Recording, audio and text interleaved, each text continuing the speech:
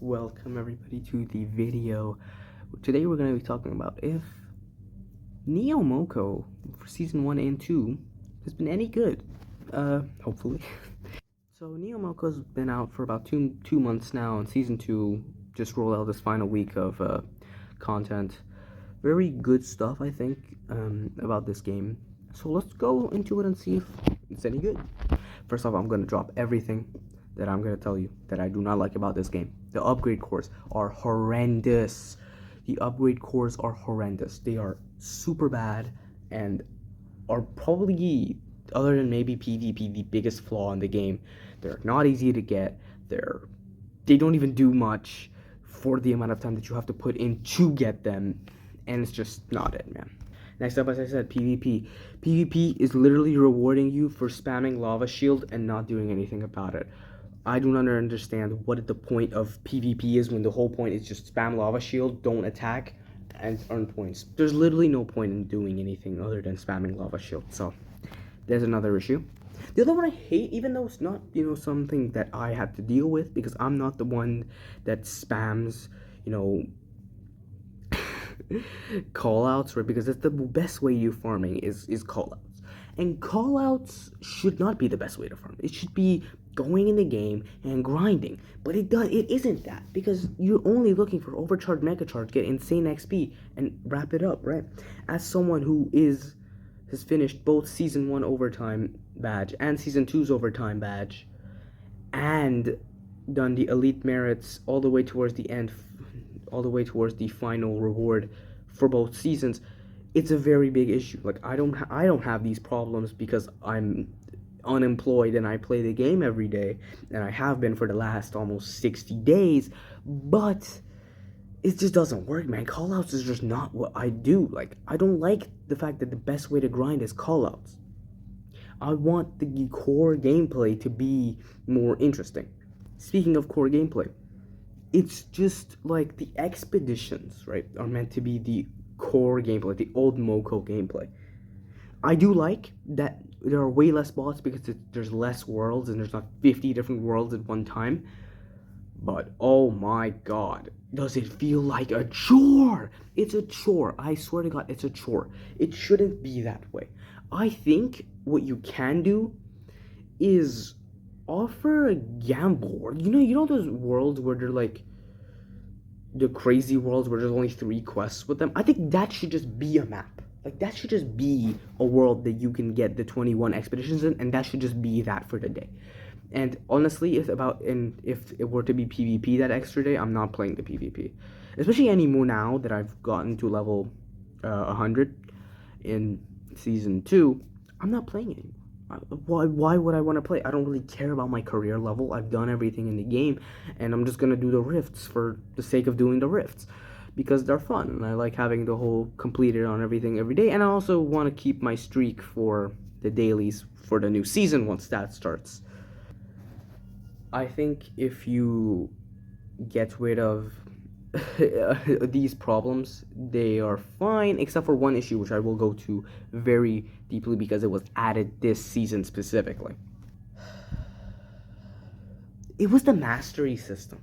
The mastery system sounded so cool, and it is cool. I'll be honest, it is cool. Also, banana alert. If you or actually, or if anyone's watching this, comment banana for banana. The whole mastery thing, like, if you could have just left it at the dojos and made harder dojos, and the fact that you have to have the rift be the way it is, like, you use each weapon this much in a rift. No, because not all weapons are optimized for rift, so I get it, but like, I'm not using vibe shifter in a boss fight. Yeah, that's the thing. I'm not using vibe shifter in a boss fight, but other people are, and that ruins the run. Because I know that you're gonna have to balance this weapon out for another weapon for this to work in a rift like this. Because as they say in their own tips, weapon choice is key. Why do I have to deal with 2 lava shields in a boss fight when I'm using squid blades? So yeah, I think the whole weapon choice is key is completely busted by the masteries. I think what you should do is have a rift specifically made for almost basically each weapon, not specifically like you can only use this weapon for it to work, but like this is the best weapon to use for this. Like very obviously the best weapon to use for this. It's like the new easiest dojo is like the second dojo that came out today on the first day of week 4, and I'm not gonna lie, it's just Squid Blades, and if you're using any other weapon, you're stupid, because Squid Blades is by far the easiest one to use. And I think Squid Blaze again for the first rift as well. For both these rifts, I think Squid Blaze is the best weapon, but I think for the first one, you could use 2 Squid Blades and 1 Venom Bow to clear out the crowd that comes out after you, which is so much easier than doing this garbage. Or you could just use the invisibility to get out of there. But oh my god, this hot garbage that I'm dealing with these randoms, right? Like, I know that it's meant to be played with friends, but when you have no friends, you have to play with randoms, and randoms are not good. Other than, I think, fixing that issue, and the fact that, matchmaking sometimes with these players are just not it when they're just bad at the game. But no, I think that's not an issue. I think that's just a skill issue, of course. But overall, I mean, this game is like, if you think that old Moko is better than this, you're lying. You're lying to yourself.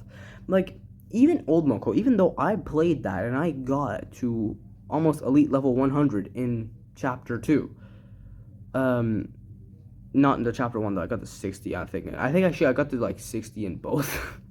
But no, I think the reason that I think this is better is that there's one expedition, even though expeditions shouldn't be the way they are. I think expeditions should be easier and not feel like a chore as it is now. I think that, and I think I'm not gonna lie, I think we might have to bring back power progression, because not like the way it was, just level up your thing, but oh my god, does it feel like, I think skill tree's gotta be it. I think it's gotta be skill tree, and they said they're open to that, and Mokopedia, of course.